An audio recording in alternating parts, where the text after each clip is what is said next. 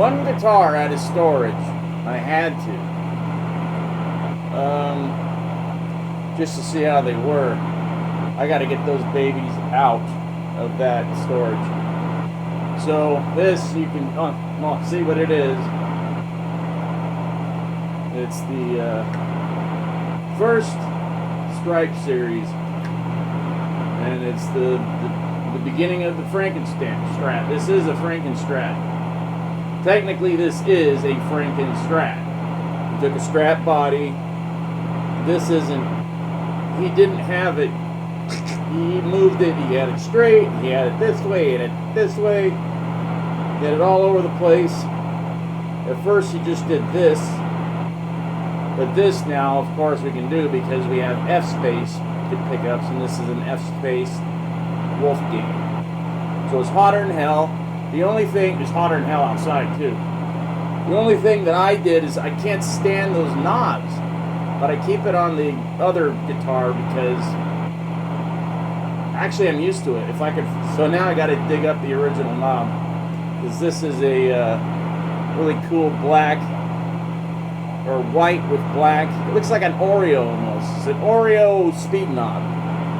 And I saw it when I got this, I don't know how many years ago, a million, whenever they came out, I said, this would be cool. So I popped the other one off, put it in the box of knobs, which is like thousands of knobs, and put this one on.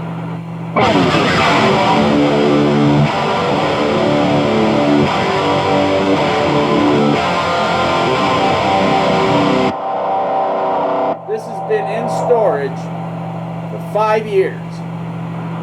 The only string I had to tune was the high E. You watch, now I start playing and it's gonna all go pa-dang! And this was gone, so this is off the white black dot Rhodes. Whatever you want to call it. Well, let's call it the reverse Rhodes V. Make it simpler.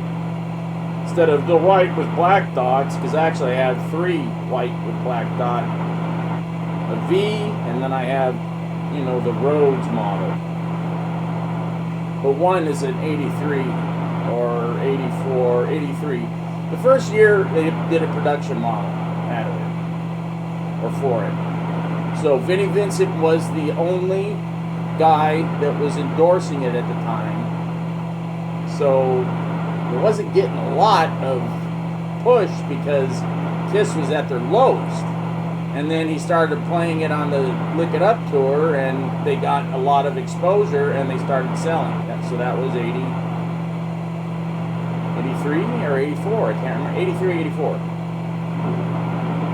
I saw him in January 84 at Long Beach with Black and Blue opening, and some other horrible band.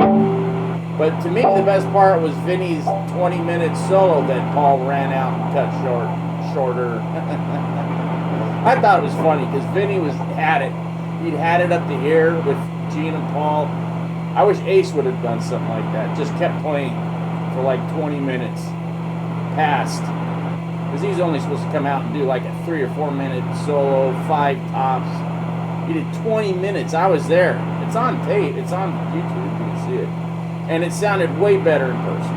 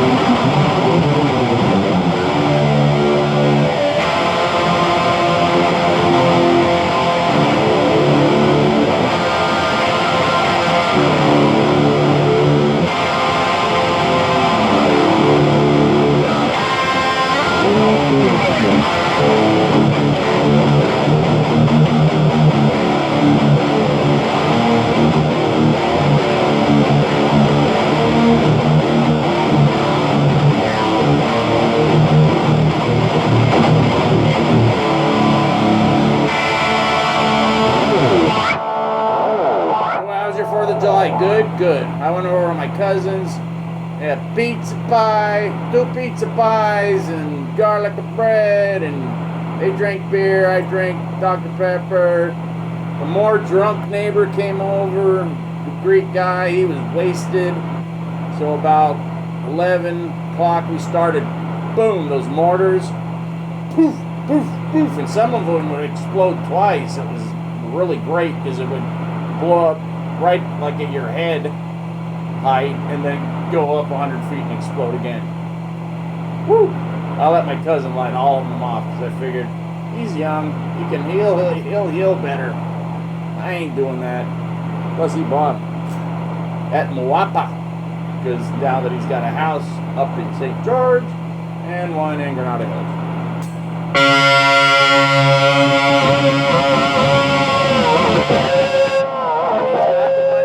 He's young, he's single. I'm like, dude, real estate. And he was watching the market because he's gonna try to get into the market and buy shares. I'm like, unless you're buying Lockheed Martin or some company that works for the government,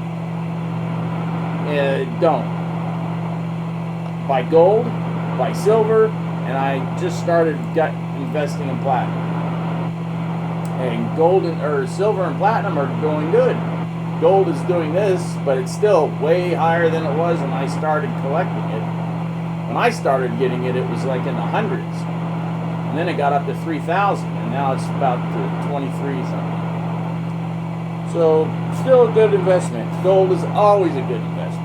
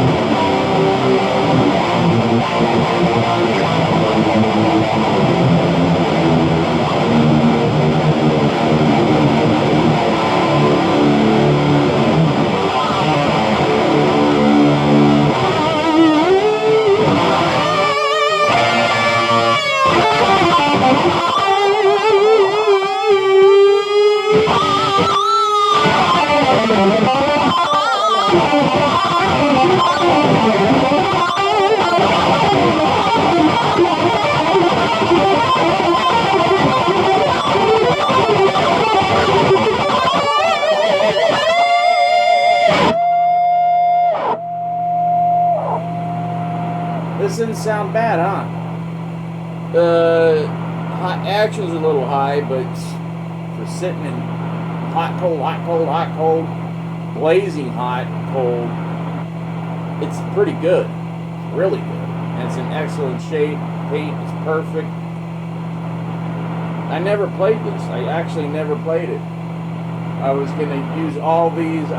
My plan was to go directly back up to Utah and hang all of these like I see a bunch of people do. But then what's the fun of that? I can't play them. So I'm playing them. I'm not going to play I probably will play a little bit. What everybody calls the I don't call it that. It's the Van Halen 2 black and yellow striped guitar. It's not. Eddie never called it the Bumble Dick. It's stupid.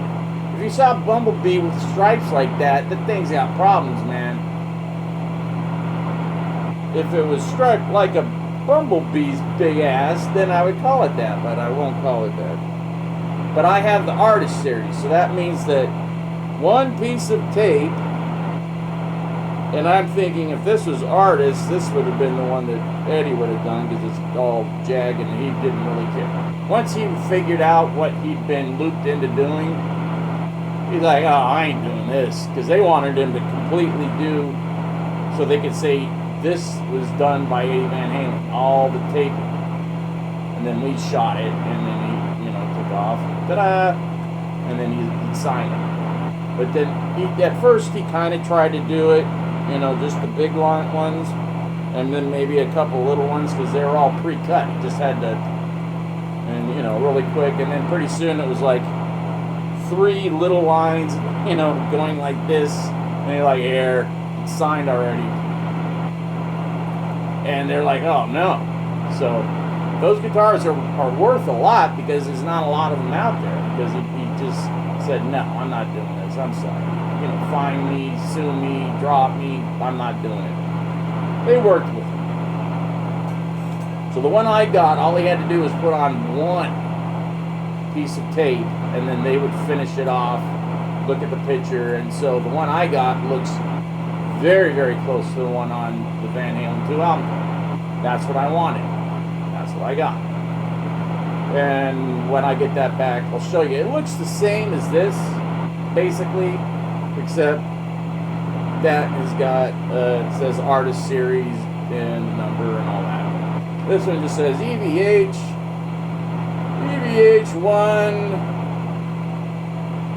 1300130. So there you go. That's the, and they said, if you get your guitar from a shop, this I got from Sweetwater, I think, don't ever, go by just what this says. Because this means nothing. We just grabbed a plate, unless it was the artist series, and then they were more careful. But still, number-wise, they could be off by, 10 or 5 or whatever. They just wanted to make sure they got the right plate on there. Because Eddie really touched. And then signed.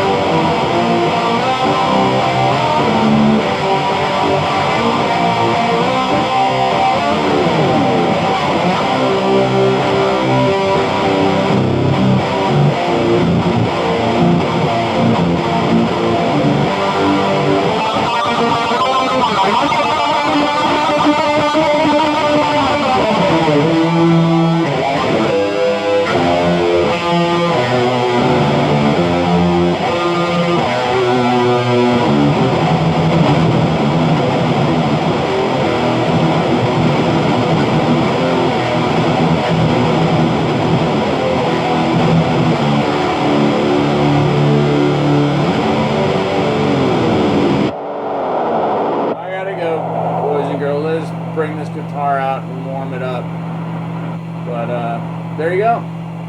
I hope you had a good 4th. Story, I don't know.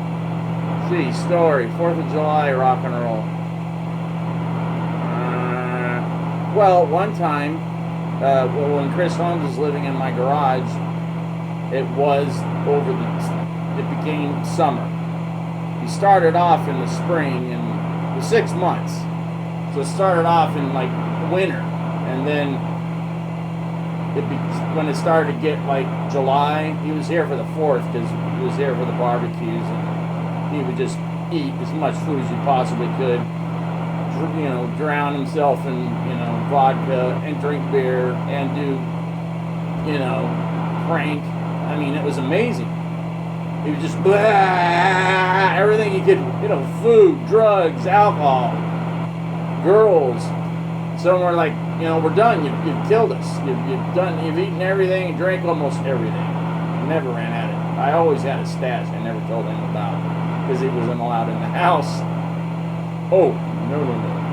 So, we took him to a party. And everyone was like, dude, isn't that Chris Holmes from Wasp? Yep, it is. And he's like, all right. And then he got a bunch of more drugs. And he never would pass out. He would get a little crazy and start breaking stuff and cussing and saying way crazy stuff that you wouldn't want him to say. Like, you know, just stuff. And I'm like, we got to get him out of here. We got to get him out. I'm like, Chris, we got to go. He goes, I'll get a ride. I'm like, no one knows where I live. You got to go with me now. So we got him out. And as soon as he got in the car, or no, it was my friend's truck. So he got in the back of my friend's F-150. He was out. And I'm like, oh, how are we going to get him out? So we drove him back to my friend's house. And he knew how to get from my friend's house to my house because he was only one house away. So apparently I said, I left a note. The garage is unlocked. Go ahead and go in. And I put it on his chest. And of course he found it somehow and wandered into the garage and went back to sleep. But not late. He still got up before everybody else. I think he got up at like 10. And then he walked down, got himself a bottle. I don't know where he got the money because he was always begging for money, but he always had money. Then he'd walk back up, and it was hot, like this, hot. It was actually hotter. It was already in the hundreds. It's in the 90s, like mid to upper 90s now. It's 8 o'clock almost, so it's 8:20. So now you know, it's 8:20 right now.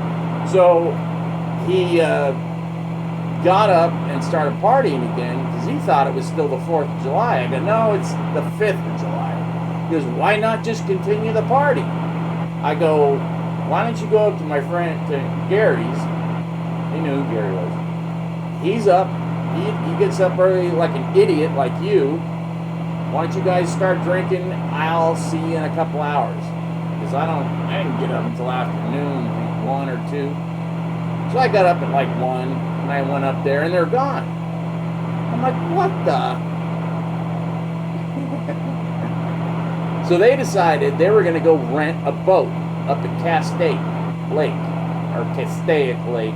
It's up by Valencia. I call it Castaic Lake. Everybody that lived there a long time called it Castaic.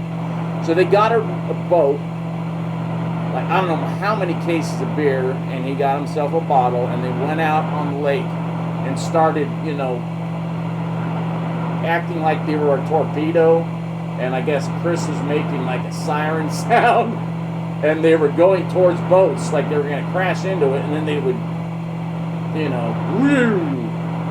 But this was in a little fishing boat with a little putt-putt motor, but this thing could haul if they wanted to, especially if you see one of those coming at your big, nice boat, and there's a guy with a bunch of tattoos and blonde hair flying in the air, and then another big, you know, guy that weighs 350 pounds in the back steering it, so that's like this.